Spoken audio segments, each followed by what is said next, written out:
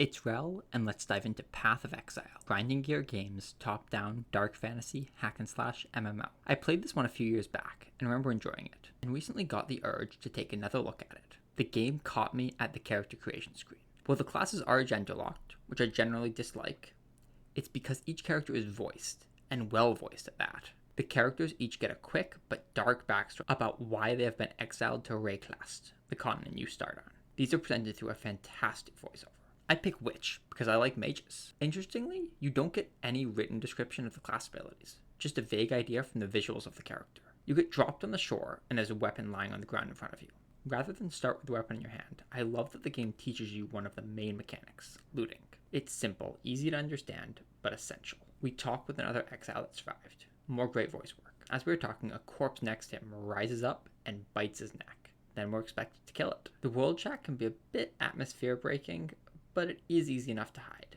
We continue to explore the beach area and get some practice with the combat. Left click moves your character and is your basic attack. The consumable system is my favorite in any game I've played. You have 5 flask slots, which you can fill with health, mana, or special flasks. The genius part is having them refill by killing enemies. Since killing enemies is the best way to regain health and mana, it encourages an aggressive playstyle leading to thrilling moments. The flasks have a relatively low number of charges they can store, which encourages you to actually use them. I'm a player who is guilty of never using my consumables, but this system had me using them regularly. The boss at the end of the area really showcases how powerful good movement is. Most enemy attacks can be dodged entirely. After kiting this guy for a while, we were able to finish him off and get our first passive skill point. And get ready, because wow, we are presented with an enormous skill tree. Look at all the options and paths to get to them. While I enjoy in-depth builds, for anyone who isn't heavily ingrained in making builds, this is going to be overwhelming. I think the game should ease you into it a bit to not scare off new players. Still have the full skill tree, just start zoomed in a bit more. Just 2 starting trees. Offense, defense. Then, once you get the hang of it, zoom out and start exploring the depth of the full system. I'm under 15 minutes into my 12 plus hours of footage, and since I don't want to take hours of your time, let's speed this up a little. The environments are absolutely gorgeous.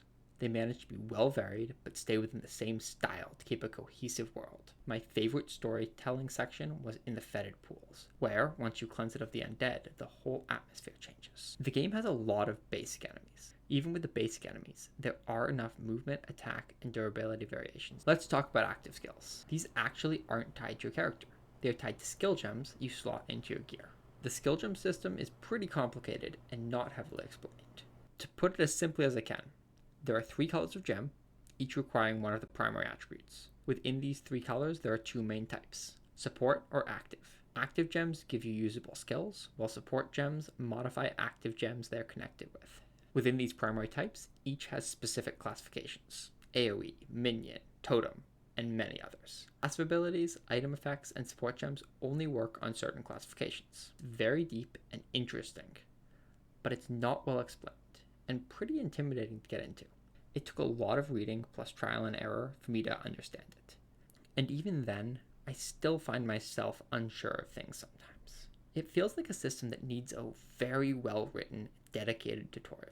I did appreciate that hovering over support gems allows you to see which active abilities they can interact with.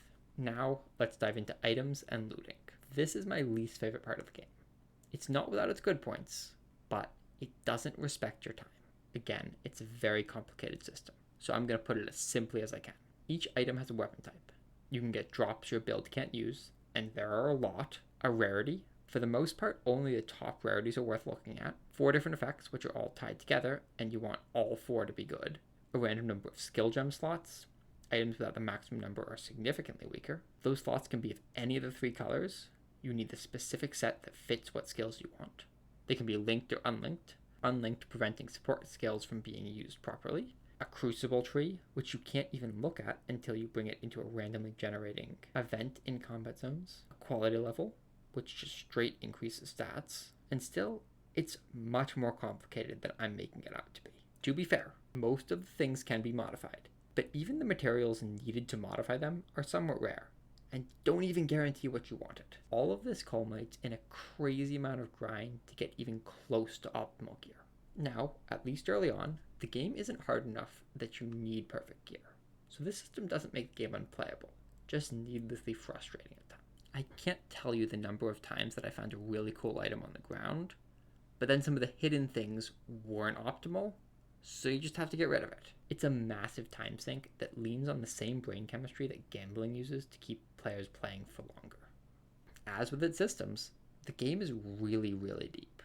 There's a whole crafting system, with a decent tutorial too, that I haven't even talked about, some PvP that I haven't tried, and plenty of other systems. But if I tried to even briefly explain all of them, the video would once again be way too long. And honestly, I wouldn't be able to accurately describe it. So I'm going to value your time and keep moving. Let's talk about a few of the moments in my personal playtime that really stood out to me. I'm playing a pure fire mage, and I encounter a group of enemies with heavy fire resistance. It was a brutal amount of kiting. I made it through, and honestly, once you get your character better established, the extra buff some enemies can spawn with add a good variety. But when it happened to me, it was a pretty bad experience. So far, the most dangerous part of the game has been the Crucibles. I charged one more than I should have, and I had to portal out. The ability to jump over some barriers makes some really fun movement. The fight against Brutus really got the blood pumping. He was both difficult and had awesome animations. Just look at him destroying the terrain. Jumping in from later. I've been playing more of this game, and man, do the boss fights bring it. You know how I said Crucibles were the most dangerous thing? Yeah, I overcharged one, panicked, and there's my first death. Einar's hunt and capture missions were always really fun.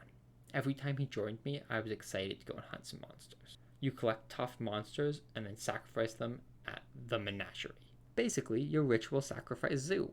There are trap puzzles hidden in a few of the maps to add a little variety. They're really cool to unlock if you do all of them. Tons more good moments. But I don't want to spoil too much of the stuff in the later chapters. I tried out a few of the other classes. It could just be my playstyle, but I found the other classes to be much more difficult. Early on, I was running low on flask charges regularly, on everything but the witch. Melee characters were particularly hard at the very start. Kiting with melee was much tougher, so my health flasks were very often depleted. I also thought that if a class uses mana, they all do, there should be a mana regen option early on in the skill tree. My Marauder was constantly running out of mana, which took up more flask slots. There is a cash shop, but honestly, it's so unintrusive I had zero issue with it. I didn't even realize it was there until long into my playthrough. So, is Path of Exile worth playing in 2023? Yeah, I can say its popularity is well earned. It has issues, doesn't tutorialize its complex systems well enough to be new player friendly, but it is easy enough to brute force through most of it. The gearing system has excessive RNG, but the combat and story make you want to go and hunt enemies down anyway. Fundamentally, the game's core is so much fun that it has kept me excited for longer than most games I've played recently. And here's the best endorsement I can give. As soon as I'm done editing this, I'm going to go play more. Thanks for sticking around to the end. I hope you have a wonderful morning, afternoon, evening, or night.